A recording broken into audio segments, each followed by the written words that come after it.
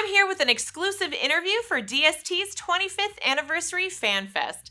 Today, Marketing Supervisor Zach Oat is talking to photographer Peter Minges, who is responsible for a lot of the great toy photography coming out of Diamond Select Toys and Giant Ltd. And now, here's Zach. Thank you, Natasha. I'm here with photographer Peter Minges, who is the brains behind a lot of the photography that you see coming out of Diamond Select Toys and Giant Ltd. And we wanted to talk to him today about his process and his origin story and all that. So let's just take it away. Peter Minges, thank you so much for doing this with us.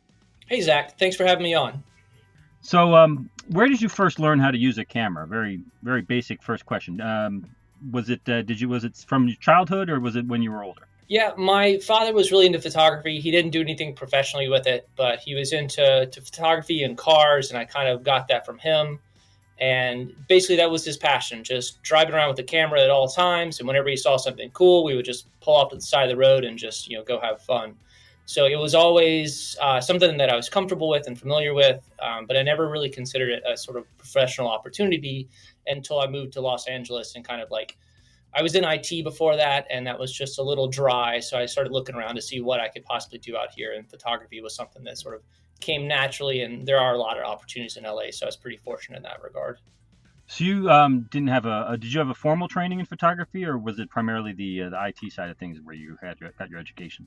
So I actually, I went to school for advertising.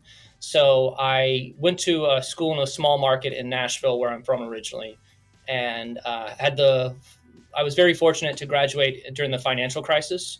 So everyone had to get a little bit scrappy back then. So I ended up in IT just because that was where the opportunities were. So when we moved out to LA, I decided to sort of do something a little different. And I looked into web design, and I realized how difficult it was to make good looking websites with bad photography. So I was like, oh, I'll just take a couple classes. Maybe I'll get better vacation photos. And I really enjoyed it so much. I decided, let's look at this as a real professional opportunity. So I kind of did the web design and photography, product photography for a bit. And then I just decided to go all in on photography. And that's been about 5 years ago now. So how did you transition into shooting prototypes for GG? So I did, when I went to school out here at Santa Monica College, they have a great commercial program, and they actually sort of connect you with producers and on-set opportunities. So I was working quite a bit in the commercial photography world as an assistant, an occasional photographer, and another role they call a digital technician, which is essentially on-set IT for big commercial photo shoots.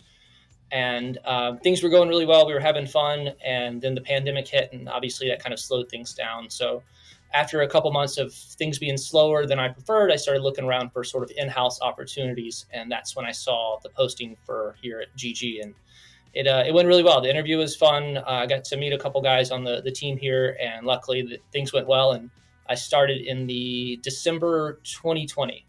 Did you ever imagine yourself in this space shooting collectibles when you were studying photography?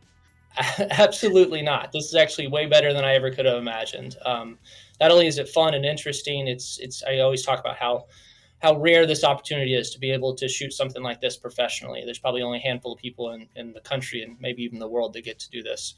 So I do feel fortunate every day I get to come in here and shoot. That's great. Can you walk us through the process of what you shoot and when you shoot it? Sure. It's basically a kind of a 3-stage process. The first one is approvals. So after the sculptors and the painters do their thing, which I'm fortunate to work with so many talented people here. Once they are happy with the product, we'll take sort of very clean and simple lighting photos that are very color accurate, and we'll send them off to Disney or Marvel or whomever for approvals. And essentially, a lot of times they'll say, great work, move on to the next stage. Sometimes they'll ask for small changes in the coloring or the shading, and that goes back to the painters. And once they're happy, I'll do another round of approvals. And then after that, once everybody's happy, we'll move to what we call the catalog shots. It's a little bit more involved, but still very simple. It's shots on white with a little bit more interesting lighting and a lot more angles, where I'll get in and show the details of all the individual pieces. And then once everybody's happy at that stage, that's when we go over to our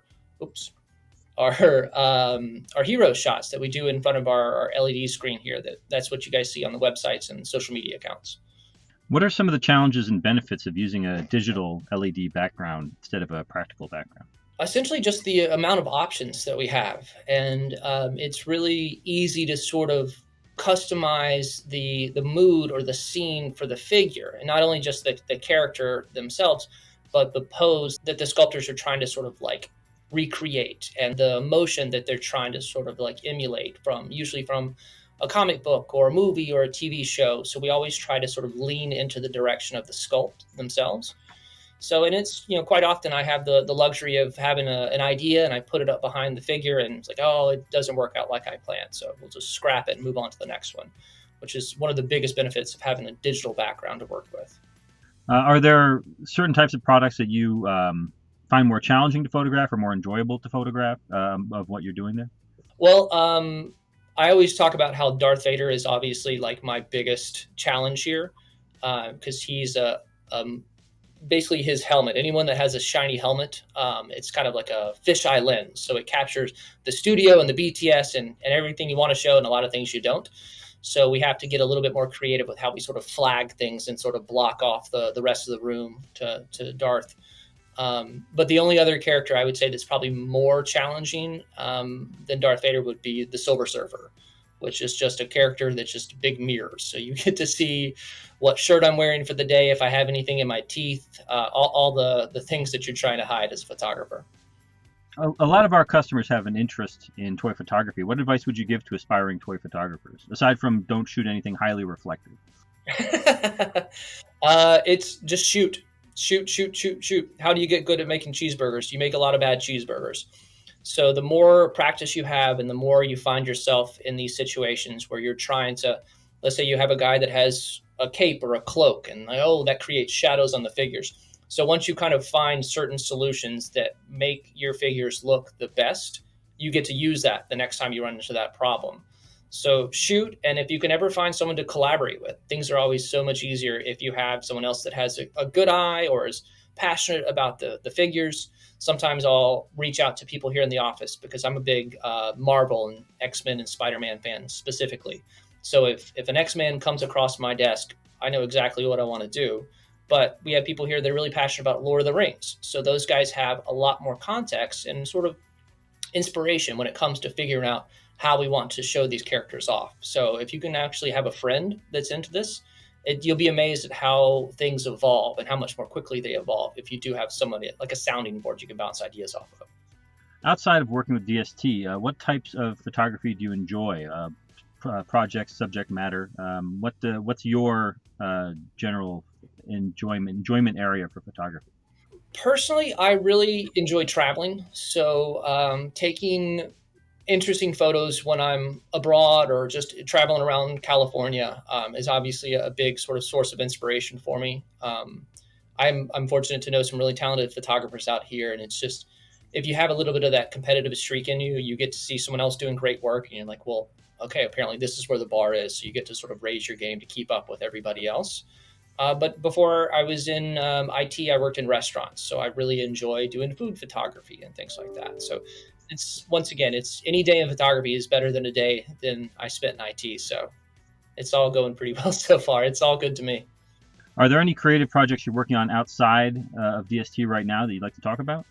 Sure. It's going back to the collaboration thing. I've actually have a food stylist that I've been speaking with. So I'm working with basically updating my portfolio because, you got to make sure that you stay relevant and you show people new work. But I actually got to work on a job yesterday because I still get to do freelance work where I was assisting another photographer and we were working with a robotic arm.